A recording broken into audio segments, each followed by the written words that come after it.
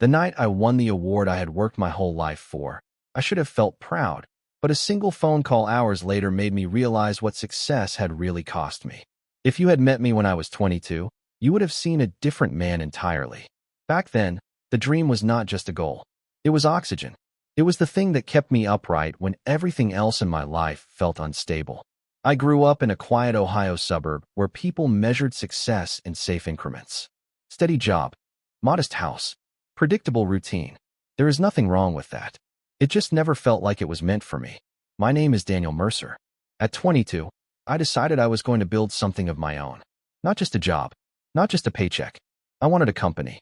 I wanted to be the man whose name was on the door. I told myself I was not chasing money. I was chasing proof. Proof that I was not average. Proof that I mattered. The idea came to me in the cramped apartment I shared with two college friends. We had mismatched furniture, a couch that leaned to one side, and a kitchen sink that dripped all night long. I would lie awake listening to that drip and feel this urgency in my chest, like time was already running out. I remember sitting on the floor with my laptop balanced on a milk crate, sketching out business plans while my roommates were out at bars. They used to invite me. I always said no. I told them, I will celebrate later. Later became my favorite word. In those early days, the dream felt clean and necessary. I was tired of feeling small, tired of being the quiet kid who never quite stood out. My father had worked at the same manufacturing plant for 30 years. Good man, reliable, but I saw the way exhaustion lived in his shoulders. I told myself I would not wake up at 50 and wonder where my ambition went. So I worked. I took a consulting job during the day and built my idea at night. I survived on cheap coffee and frozen meals. I skipped birthdays. My sister got married, and I left the reception early because I had a pitch deck to finish. I told her I would make it up to her. I never did. I had a girlfriend back then. Her name was Emily. She used to sit on the edge of my bed and watch me type, asking if I could just close the laptop for 1 hour. I would kiss her forehead and say, "This is temporary. Once this takes off, we will have time for everything." She nodded like she believed me. I believed me too. The dream was simple: build a tech logistics firm that could scale nationally. I wanted to solve inefficiencies in supply chains. It sounds dry when I say it out loud, but to me it was a puzzle, a challenge, a way to prove I was capable of building something bigger than myself. Every small win felt electric. My first client, my first 5-figure contract, the first time someone called me founder instead of kid. I measured my worth in milestones, revenue numbers, growth charts, investor meetings. Loneliness would creep in sometimes. I would leave the office at 2 in the morning and the streets would be empty. No one waiting for me. No one texting to ask where I was. But I brushed it off. I told myself isolation was the price of becoming someone. There was this belief buried deep inside me that once I reached the top of the mountain, everything that felt fractured inside would click into place. The insecurity, the constant need to prove myself, the quiet fear that I was forgettable. I thought success would silence all of that. I did not realize then that I was building more than a company. I was building a version of myself who only knew how to chase. And the night I finally reached the summit, I would discover something that 22-year-old Daniel could never have imagined. But I am getting ahead of myself. Because before the recognition, before the glass office and the city lights, there was a moment when I almost walked away from the dream entirely. And it happened the same week Emily packed her things and left without saying goodbye. Emily did not slam the door. That would have been easier. I came home one night around 11:30, still wired from a meeting that had gone nowhere. The apartment felt wrong the second I stepped inside. Too quiet. Too organized. Her shoes were gone from the mat. The framed photo of us at Lake Erie was missing from the wall. At first I thought she was staying at a friend's place. We had argued the night before. Nothing dramatic. Just the same tired loop. She said she felt like she was dating a ghost. I said she was exaggerating. She said she missed me even when I was sitting right in front of her. I told her this was temporary. That word again. Her side of the closet was empty. Drawers half open, stripped clean. On the kitchen counter, there was a folded note. I stood there for a long time before opening it, like the paper might burn me. She wrote that she loved me, but she could not keep competing with something she could not see. She said she felt like a placeholder in a life that had already chosen something else. She hoped I would get everything I was working for. She just did not think she would be there when I did. I remember sitting on the floor with that note in my hands, staring at the blank wall, where our picture used to hang. For a few minutes, something cracked inside me. Not anger, not even sadness exactly, just this hollow realization that I had been warned. She had asked for 1 hour. I had not given it to her. I could have chased her down. I could have called, but I did not. Instead, I opened my laptop. That is the part one I'm not proud of. I told myself this was proof that I was doing the right thing, that if she could not handle the grind, then she was not meant for the life I was building. I hardened around the loss. I turned it into fuel. That week, I worked harder than I ever had. There was a pitch competition in Chicago I had been preparing for. A chance to get in front of real investors, not just local business owners who nodded politely and declined later. I poured everything into it. Slept maybe 3 hours a night. Ate whatever was fastest. The morning of the competition, I caught my reflection in the bathroom mirror of the hotel lobby. Dark circles under my eyes. Beard uneven. Suit wrinkled from being stuffed in a backpack. I barely recognized myself. But when I stepped on that stage and started talking about scalable infrastructure and predictive analytics, something in me lit up. The words flowed. The room leaned in. For the first time, I felt seen for something I had built with my own hands. We did not win first place. We got second, and you would think that would have crushed me. But it did the opposite. It told me I was close. Close enough to taste it. One investor approached me afterward and said, "You are not there yet, but you will be." That sentence became a mantra. I moved out of the apartment a month later and into a smaller place closer to the office. No pictures on the walls. No shared furniture. Just a mattress, a desk, and a coffee maker. Friends stopped inviting me to things. At first they kept trying. Barbecues. Game nights. Weddings. I always had an excuse. Deadlines. Travel. Client calls. Eventually, the invitations slowed down. I told myself it was focus. There were nights when the silence in that apartment felt like it was pressing in on my chest. I would sit at the desk long after the work was done, just staring at spreadsheets, because going to bed meant being alone with my thoughts. But I justified all of it. This is what it takes. This is what separates the average from the exceptional. You do not get to build something meaningful without sacrifice. That is what I believed. Somewhere along the way, the dream stopped being about building a company and started being about proving that losing Emily had been worth it. That missing my sister's wedding reception early had been necessary. That every empty night meant something. I attached my identity to progress. If revenue increased, I was valuable. If a deal fell through, I felt like a failure as a person, not just as a businessman. And then came the first real breakthrough. A national retail chain signed a contract that was bigger than anything I had ever handled. The numbers were unreal. For the first time, I saw a path that was not just survival, but expansion. I remember sitting in my car after that call, hands gripping the steering wheel, heart pounding. I wanted to call someone, to share it, but my phone felt heavier than it should have. Emily's number was still there. So were old friends I had not spoken to in months. I did not call any of them. Instead, I drove back to the office and started planning the next move. Because if I paused too long, I might have felt the weight of what I was leaving behind. And I was not ready to feel that yet.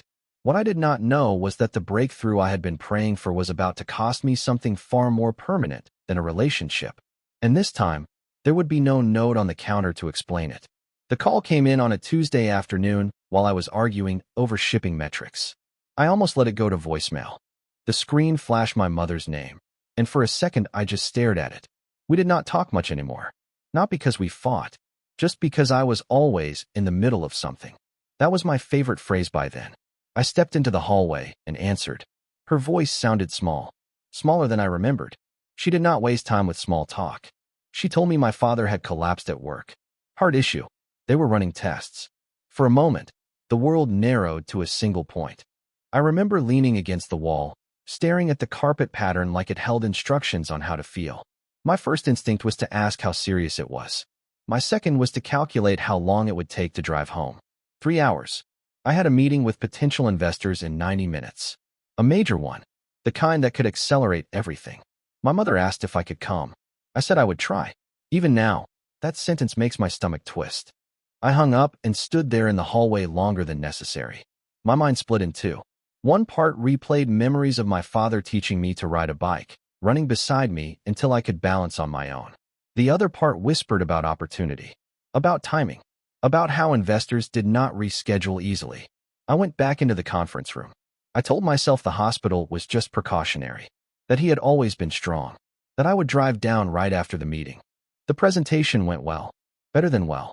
By the end of it, they were talking numbers. Real numbers. Expansion capital. Scaling faster than I had planned. I should have felt triumphant. Instead, my phone buzzed. Missed call. Then another. A text from my sister. Where are you? I stepped outside again. The sky looked too bright for what I was about to hear. My father had survived. But barely. He had asked if I was coming. And for the first time in years, I did not have a good excuse ready. I drove down that night, long after visiting hours had ended. And as I sat in the dark parking lot outside the hospital, staring at the lit windows, I realized something uncomfortable. The dream that once gave me direction was starting to demand more than just my time. It was asking me to choose. I did not go into his room that night. I sat in my car with the engine off, watching nurses move behind lit windows like distant silhouettes in someone else's life. I told myself visiting hours were over, that I would see him first thing in the morning, that driving back for the investor follow-up call at 9 made more sense if I slept a few hours first. I drove home. That is the truth. The next morning, I woke up before my alarm, showered, shaved, put on a clean shirt, and logged into the call from my kitchen table like nothing had shifted. They talked about projections, about timelines, about how quickly we could hire if funding cleared. I spoke clearly, confident, focused, while my father lay in a hospital bed 3 hours away. After the call ended, I just sat there staring at the blank screen. The adrenaline faded, and something heavier took its place. Guilt, maybe, or fear. I am not sure which one was louder. I drove down later that afternoon. He looked smaller in the hospital bed, tubes running from his arms, machines humming softly, the steady beep of a heart monitor measuring something fragile. My mother stood when she saw me, relief washing over her face like I had finally done something right. He opened his eyes when I stepped closer. For a second, he just looked at me. Not angry, not disappointed, just tired. He asked how work was going. That was my father. Even then, I told him things were moving fast, that we were close to something big. His lips curved into a faint smile. He said he always knew I would build something better than what he had. The words were meant as encouragement. They landed like a weight, because suddenly I saw the other version of success. The one where you clock in for 30 years and still make it home for dinner. The one where you are present for the small things. I stayed for 2 hours. Then I checked my phone. Emails piling up. A client issue that needed immediate attention. I stepped into the hallway to take a call. Then another. When I came back into the room, he was asleep. I kissed my mother on the forehead and told her I would come back soon. I did not come back for 3 weeks. By the time I saw him again, he was home, recovering slowly. We sat at the kitchen table like we used to, only now there was a quiet distance between us. Not anger, just something unspoken. That was the moment I should have asked myself what I was becoming. Instead, I went back to the office and doubled down, because the funding cleared 2 months later. And suddenly, the dream was no longer fragile. It was real, and real things demand everything. When the funding hit our account, I did not celebrate. I stared at the number on the screen like it was a code I had finally cracked. 8 figures. Enough to hire a full team. Enough to move into a real office downtown. Enough to stop pretending we were still figuring it out. People started calling me impressive. That word followed me everywhere. We moved into a glass building overlooking the river. I signed the lease with a pen that felt heavier than it should have. I hired managers older than me. I fired 2 people within the first 6 months because they did not move fast enough. I told myself leadership required sharp edges. The company grew quickly. Too quickly, maybe. We expanded into 3 states within a year. Industry blogs started mentioning my name. I was invited to speak on panels about innovation and scalability. Every introduction felt like a small confirmation that I had been right to sacrifice everything. My mother came to visit the new office once.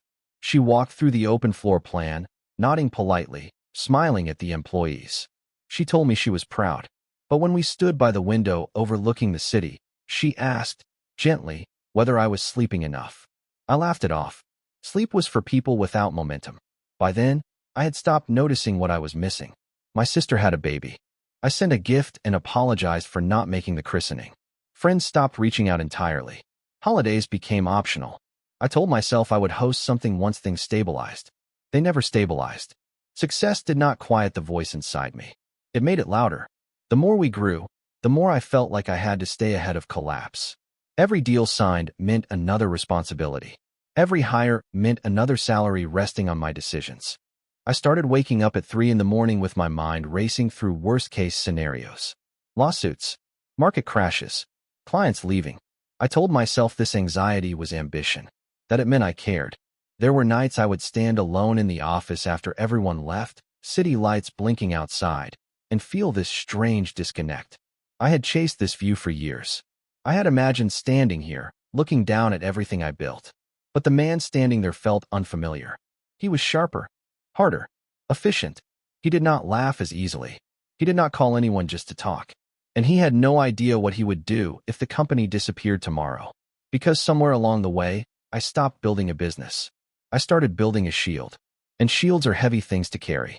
I just did not realize how heavy until the night the awards ceremony invitation arrived. The one that would mark the official arrival of everything I had worked for. And the beginning of something I never saw coming. The invitation came embossed in thick cream paper. Entrepreneur of the Year. My name printed in bold beneath it. I stared at it longer than I should have. This was the milestone. The recognition. The external proof that the last decade had meant something.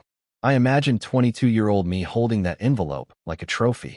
The ceremony was downtown at a hotel ballroom with chandeliers and polished marble floors. I wore a tailored suit this time.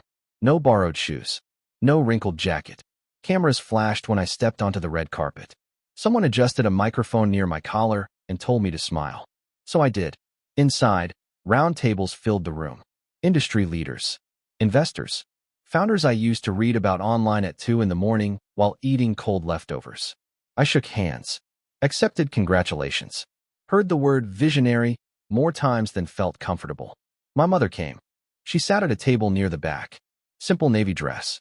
Hair pulled back the way she always wore it. My father did not make it. His recovery had been slow. Travel was hard now. I told myself I understood. When they called my name, the applause felt distant, like it was happening underwater. I walked to the stage under bright lights that made the audience disappear into shadow. I delivered the speech I had rehearsed. Thanked my team. Thanked the investors. Talked about resilience and innovation. I did not mention Emily. I did not mention missed birthdays. I did not mention hospital parking lots. When I finished, the room stood. Standing ovation. I held the award in my hands, solid and cool, and waited for something inside me to click into place. Some rush of completion. Some wave of relief that said, "You did it. You are finally enough." Instead, there was quiet. A strange, hollow quiet that spread from my chest outward. After the ceremony, people crowded around. Photos. Business cards. Invitations to speak at conferences. A reporter asked how it felt to reach the top. I heard myself say it felt surreal. What I did not say was that it felt small. Later, when most of the room had emptied, I found my mother near the exit. She hugged me tightly, told me she was proud. Her eyes were wet, but when she pulled back, she studied my face for a second too long. "Are you happy?" she asked. It was such a simple question. And for the first time in years, I did not have an immediate answer. That night, I went back to the office instead of going out to celebrate. I stood by the window on the 37th floor, awards sitting on the desk behind me, city lights blinking below. This was the summit, the exact place I had pictured 1,000 times. And as I looked at my reflection in the glass, I realized something that unsettled me more than any failure ever had. The man who needed this moment no longer existed. And the man standing here did not know what to do with it. The award sat on my desk for 3 days before I moved it.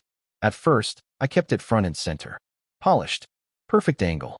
Every time someone walked into my office, their eyes drifted toward it. They would smile, congratulate me again, tell me how deserved it was. I would nod. But when I was alone, I found myself turning it slightly away, like it was watching me. The Monday after the ceremony, nothing changed. Emails still flooded in. Deadlines still loomed.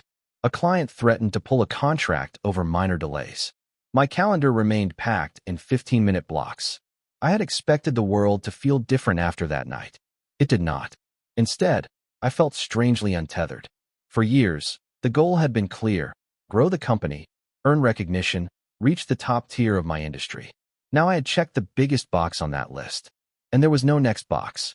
That realization scared me more than any risk I had taken building the business. One evening, I opened my phone and scrolled through old contacts. Names I had not spoken to in years. College friends. Former colleagues. Emily. Her name still sat there quietly, like a ghost I never deleted. I did not call her. I just stared at the screen until it went dark. I tried distracting myself with expansion plans. We started discussing international markets. New partnerships. Bigger moves. The team was energized. They saw the award as momentum.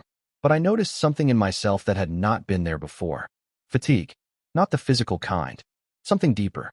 A heaviness that made each new milestone feel like maintenance instead of victory. One night, I drove past my old neighborhood. I do not even know why. The apartment building was still there, same flickering porch light. Different cars parked outside. Different lives unfolding. I sat across the street for a while, remembering the kid who stayed up all night believing that one day everything would make sense. Back then, the dream felt like direction. A compass pointing forward. Now it felt like a map that had run out of road. A week later, I got another call from my mother. My father had taken a turn. This time, there was no hesitation in my body. No mental math about meetings or contracts. I left the office mid-afternoon and drove straight down the highway, the city shrinking in my rearview mirror. As the miles passed, a quiet truth began forming in my chest. The company would survive a day without me. The question was whether I could survive another decade without something else. And I had a feeling that when I walked into that hospital room again, I was not just going to face my father. I was going to face the life I had built around avoiding everything that did not come with measurable progress. And I was not sure which one of us would look weaker. The hospital room smelled the same as before. Clean. Sterile. Quiet in a way that makes you whisper without meaning to. My father looked older than he had just a few weeks earlier. Thinner. His hands rested on top of the blanket, veins more visible than I remembered. Machines hummed beside him, steady but unforgiving. When he saw me, he gave a small nod. No speeches. No drama. Just that look fathers give when they are trying to measure what their son has become. I pulled a chair close and sat down. For a while, we did not talk. I listened to the rhythm of the monitor, each beep a reminder that time does not negotiate. Finally, he broke the silence. He asked how work was going. I almost laughed at the familiarity of it. I told him it was good, that we had grown more than I expected, that I had won an award. He smiled faintly and said he heard. My mother had shown him the photo online. He said the office looked impressive. Then he said something I did not expect. I hope you are not too tired. That was it. Not, I am proud. Not you made it. Just that. I shrugged it off at first. Said I was fine. That this was what I had always wanted. He nodded slowly, eyes drifting toward the ceiling. You know, he said, voice thinner than before. I used to think if I just worked a little more, saved a little more, everything would settle. I kept telling your mother that things would calm down next year. He paused, catching his breath. Next year kept moving. The words landed harder than any investor rejection ever had. I saw it clearly then. The factory shifts. The overtime. The missed Little League practices he apologized for later. He had been chasing stability the way I had been chasing significance. Different dreams. Same pattern. I realized I had spent my 20s and 30s trying not to become him. Not to be the exhausted man coming home with nothing left. And somehow, in trying to outrun that version, I had built my own. We talked for another hour. About small things. Weather. My sister's baby. Nothing monumental. But when I stood to leave, he reached for my hand. His grip was weaker than I expected. Do not miss it, he said quietly. I knew he was not talking about work. Driving back to the city that night, the skyline looked different. Not smaller, just less magnetic. For the first time, I questioned whether the dream had been about building something or about avoiding something. And the answer scared me. Because if I was not chasing anymore, I did not know who I was supposed to be. And I had a feeling that the final proof of everything I had built was about to test that in a way I could not ignore. He passed on a Thursday morning. Quietly. My mother said he had been asleep. No drama. No last words. Just a slow fading of breath while sunlight crept through the hospital blinds. I was in the office when my phone rang. For once, I did not hesitate.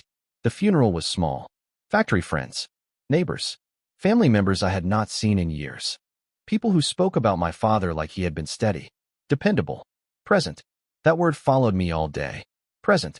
I stood beside the casket and tried to reconcile the man they described with the version I had framed in my mind. I had always seen him as tired, as someone who settled. But as story after story unfolded, a different picture formed. He coached Little League on weekends, fixed neighbors' cars without charging them, showed up when people needed help. He had not built a company. He had built a life. After the burial, I drove back to the city alone. The highway felt longer than usual. The skyline came into view, glass towers cutting into the gray sky. My tower.